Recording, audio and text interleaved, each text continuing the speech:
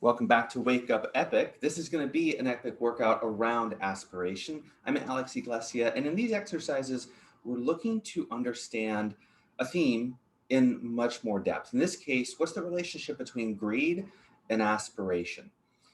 Go read the chapter on the 54th hexagram by the Gene Keys, or look up the 54th Human Design Gate for a lot more esoteric and practical information. We're going to look at the embodied story and how we can wrap movement around it so that you can build it into your exercise as a daily transformational movement practice. The 54th hexagram starts off yang, yang, yin, the bottom three lines, which means we're going to start embodying them by moving forward into a space with others. We're going to come up, have an extended spine, have a sense of agency, and we're going to bring our arms forward and narrow. So everything starts forward and narrow, which by itself is a sense of contribution. In UZAZU, this is called channel, and we come into a mind-body state of contributing. It's kind of like if you said, hey, could you pass me the salt, pass me the milk? You're like, yes, here you go. So there's a natural and sort of obvious embodied contribution aspect to channel the bottom three trigrams. The top three trigrams of the 54 are yang, we're still staying forward. Then it goes yin, we come down, and yin, narrow. This is called bridge in UZAZU. So bridge is a sense of connecting. There's a more subtle listening, yin, receiving quality to it. And this is really great, just practically, if you said, hey, would you like to spend some quality time with me? I'd like to connect with you. I'd like to share something important with you. Let's listen.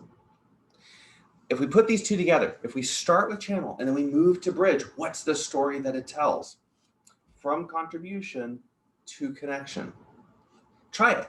From contribution to connection. And this is how we start to build a hexagram and start to draw out its essence and shape it with our consciousness. Once you've got a general sense of the movement pattern, remember that there's not an exactness. It's not like your joints need to be in a perfect symmetry or alignment for you to get this. It's general. And the more repetitions you do, and the more you feel it, the more insights will start to come. So what do we have here? What is it to start from a place of contribution and then move into connection? And what is it to fail at that? And that's going to start to give us some information about the shadow or the gift. Let's touch on it briefly. What if we fail?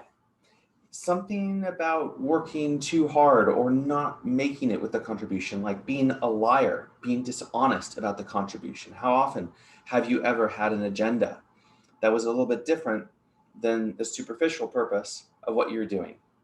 It's a little bit complicated, but can you think of at a time where you were supposed to get something done and you didn't really want to do it and you did it anyway? Even that is a little bit of a lack of integrity, potentially. We start there. I'm doing this service, but I really want money. I say it's about you, but it's really about me. Can you see how we can be out of alignment there? And that can already start a sense of this contribution being a little bit off. And if we went from there to then trying to make a connection with the person, how many businesses say they're about making a difference, but are really about corporate profit, for example, and they give capitalism a bad name?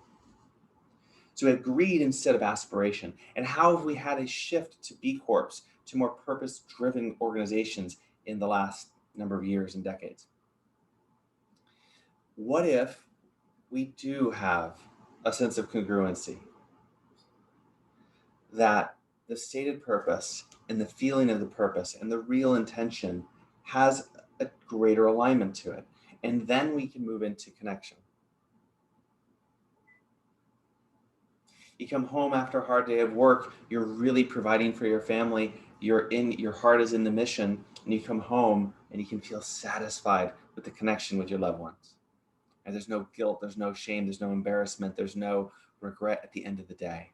And don't we want that at the end of our life? right? A life without regrets, having made a contribution, having pursued our aspirations, and able to connect, able to land in love. We could explore this a lot more, but I think this gives us enough of an embodied framework to look at, well, what exercises might support this? And the way we do that, we look at mobility and movement exercises. First, are there any obvious mechanics here that we can replicate? We're starting up here, we're coming down here. This is really close to a lunge. This is really inspiring a lunge here. Now, this is interesting to me because years ago, when I started the Epic workout, I would teach this, and this was mostly intuitive, but now we've got a bit more backing from an embodied perspective.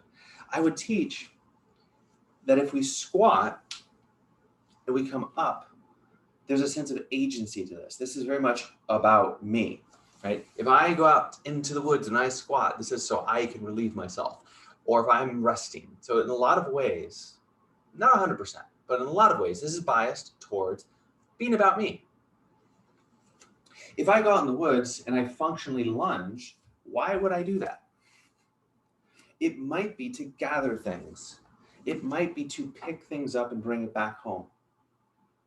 So in my imagination, there was a sense that lunging was a bit more communal or community oriented, and squatting was a bit more warrior or agency focused. And I love that aspiration brings us into a lunge.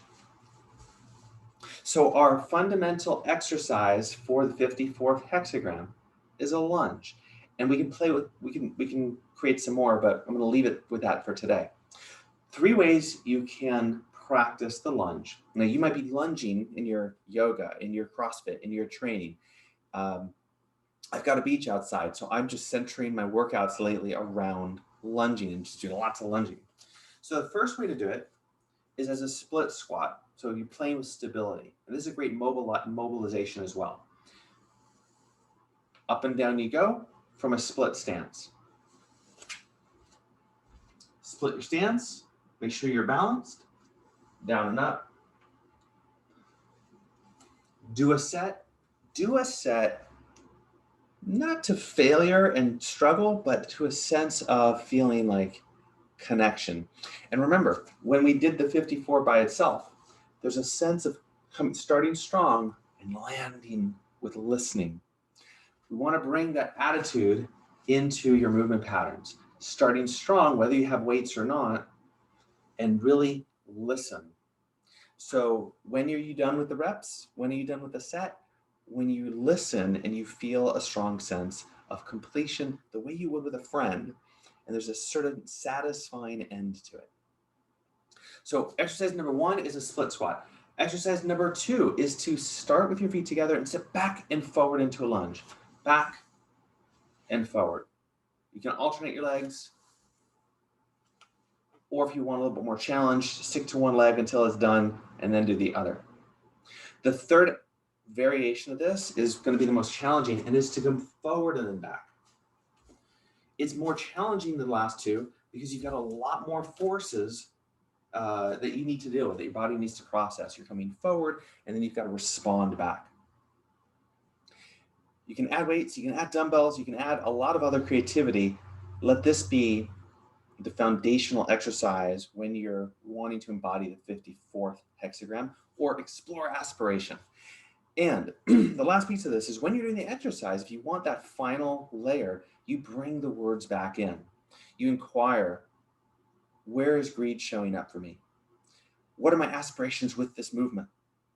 And from there, you build a new relationship with those themes, with those qualities, and then you can start to bring it into other areas of your life. Questions? Let me know. You can always reach me at alex@alexiglesia.com or on Facebook, on Twitter. What we'll finish with now is a deeper dive. This is really fun because we touched briefly on the concepts, so you understood it all, and you've got a bit of a plan for working out. Now we'll finish with one last pass to touch in on and embrace and allow that greed. So it's in your consciousness and not totally repressed and in denial. And we'll shift that, your whole mindset, beliefs, the ecosystem of your psychology into more aspiration. Now, you already know both. We want to make room for more mastery. And that's why it's called Movement for Mastery. You ready? We start by coming back to channel, shifting to bridge. Do it 3 times.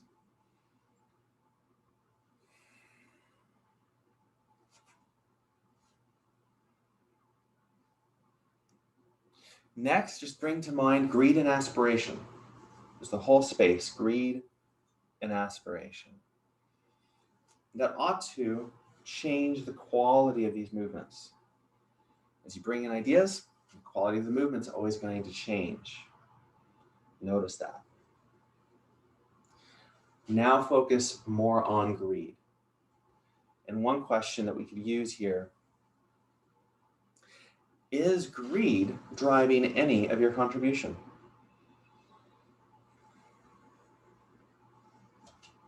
Only you know. And it might be a little bit yes and a little bit no. But if you can allow yourself to have the experience, then you can allow yourself to make some powerful changes.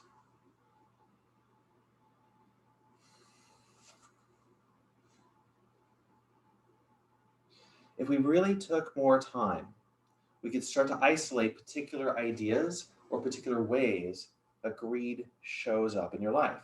And then you can make some powerful changes. For right now, globally, generally feel. And as you are willing and courageous enough to feel, you'll start to be able to see other options.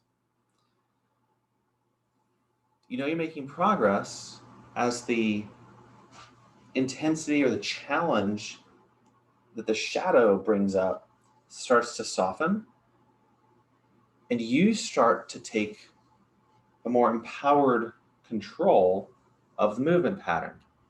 How does it want to change? Directionally, you notice I'm changing directions a bit.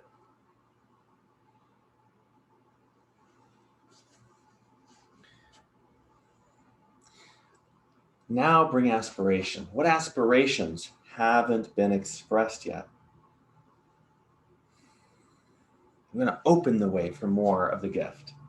What aspirations are ready to be recognized, expressed, and acted on?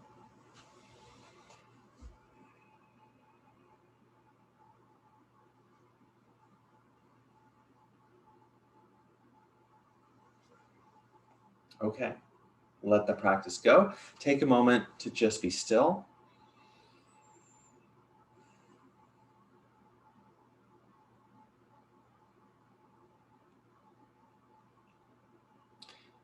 When we say goodbye, now's a great time to take a few minutes, 5 minutes, 10 minutes to just have some silence, some shavasana, or just sitting silently.